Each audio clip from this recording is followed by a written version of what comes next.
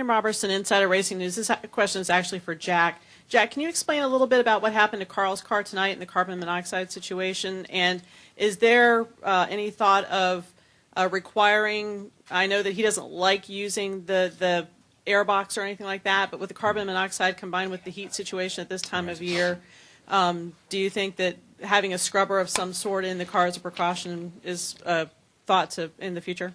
We certainly will think about that. We'll look at what happened to the car and think about what we could do to make him more comfortable.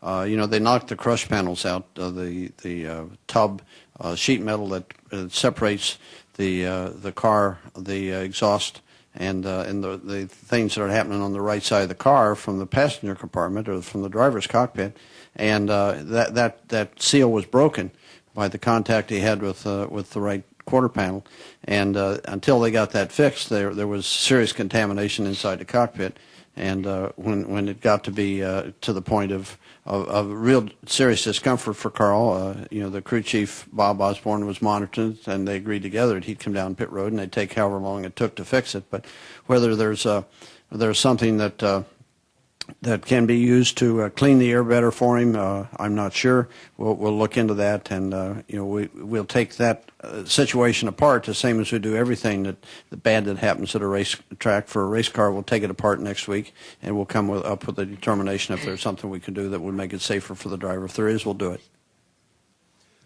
Mike Muller, MikeMuller.net. This is also for Jack. You're an engineer. The verdict is out among a lot of the fans about this two-car drafting sort of thing. From an engineering standpoint, is there something that can be done to the cars to make them so they are not two-car drafts out there, or do you like the two-car draft from an engineering standpoint? What do you think about that? Well, if you fix the front and the back of the car so when they have contract that there's an inclined angle that would drive the rear wheels off the ground, that will stop it. That's it's easy to stop it if NASCAR really wants to stop it. They organize the front and the rear vertical planes of the cars so that they would be they're conducive to push one another, and they wouldn't have that problem that they'd had before. I thought in Daytona, I thought in February that we'd be happier having these cars paired up two at a time, and the drivers would be more in control of their circumstance and less likely to be involved in a wreck that wasn't their own problem. And I think that it's about the same. I think that when you come to these restricted tracks, there's such a premium for keeping your foot in the gas and to maintain your momentum that you're inclined to not use reason sometimes and get out of the gas and to separate yourself from the risk that would be there for you. But it's exciting racing, and Daytona and Talladega both have been known for the fast speeds and for all the excitement that's unique to those two racetracks. And we've got something unique now that is, I think, no less exciting than it's been, and it's no more hazardous nor less hazardous than what we had when we had the 30-car drafts. And I think that's what we have to deal with when they come to Daytona and Talladega. Go ahead, Marty. Marty Smith, ESPN. Congratulations, gentlemen. David, first of all, you seem to be like your throat's, but I mean, were you hollering and screaming, or were you crying, or what was your reaction? Yeah, I don't know, I don't know if I've got some water in my ear or champagne or something, but I feel like I got something in my ear. I need to, knock my head over a little bit. So it's like I hear myself echo. Maybe it's talking on the radio so much. We typically don't talk this much during a race, so I haven't heard myself talk this much. It'll get better soon. Don't worry about it. I know we have beat the whole redemption thing to death, but how deep is the sense of redemption for you?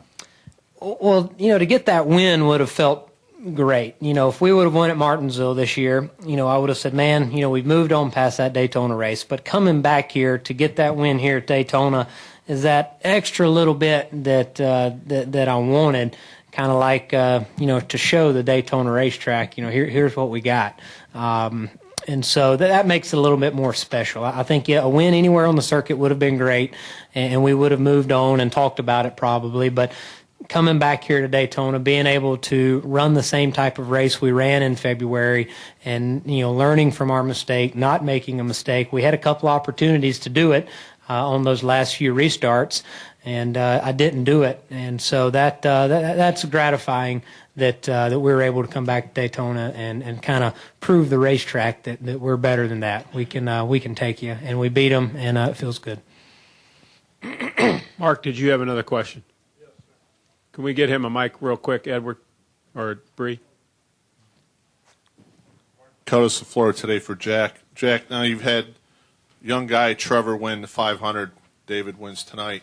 You have to feel good about that next level of drivers coming up for you and for Ford, I would assume. Thank you. Yeah, we're really excited about the way Ricky Stenhouse has run, and of course Trevor has run this year, and of course David now finally winning the race. But David has been in a position to win a number of these races this year. It hasn't been for lack of performance or for lack of sound judgment on the way the car's been prepared. So it's just a matter of time for that. But as far as the group of new drivers that are coming along, I think that Ford is in very good shape with having a good cadre of young talent coming, and if we can find sponsorship for them and keep the programs going, we'll be able to really have a harvest in the years to come. Any other questions? Bob? I got Bob Hocker, Sing Daily. I've got one for David and one for Drew. First for Drew. I mean, we talk about David's redemption. Do you feel any redemption? It's been a couple years since you've won a Cup race as well. Of course, you want to be a winner, and I was real fortunate right off the get-go to win a couple races, and then I probably had 34, 35 races in a row where Who's counting? 34, 35? You ain't counting? yeah, where I felt like I failed quite a bit, and yeah, I counted every one of them, and to come back and get a second opportunity, it's something Jack told me from day one that I'd be up here when the time was right again. It's been really nice, coming over here, 10 races to go in the season last year. I felt like we gained some momentum. And then working this year with David and the guys, I think our mindset's gotten better throughout the year. We felt like we were a top 20 team to start the year, and then a top 15 and 10, and now we sit here as winners. So I think that momentum keeps building, and definitely feel like a little redemption. And for David, I was listening to the radio, and they were pretty much telling you that Matt was going to stay behind you and just stay on the yellow line, or not, stay right there on the inside. Did you have any question in your mind at all that Matt wouldn't pull out and try to win the thing? I had a little question. Matt's kind of sneaky sometimes, But, after I was just kind of watching a replay there on ESPN as Drew was talking, and, it just worked out to where, those guys jumped up on the outside, and then another group jumped on the outside, and we were three wide. And we talked about it earlier. You start moving around, trying to block a run that's coming, and that leaves the bottom open. It kills your momentum. We only had 2 laps, and I think that we were just satisfied with staying on the bottom, and whatever was going to happen was going to happen. And then when we came off of turn 4, I really didn't know where the other cars were at, how close they were, and Matt keyed the radio, I'm going to stay with you, and so I assumed that he had someone on his outside. It's not like Matt to just push and push and push and run second, but I think this is the first Speedway race that Matt's finished this year, so he did tell me before the race that he wanted to first finish, so I'm glad that he was able to come across the line in second. That's some, that's cool for Ford to sweep the front finishing order here at Daytona here in July and in February, and really says a lot for our team. It shows that teamwork does win these races, and we proved it tonight.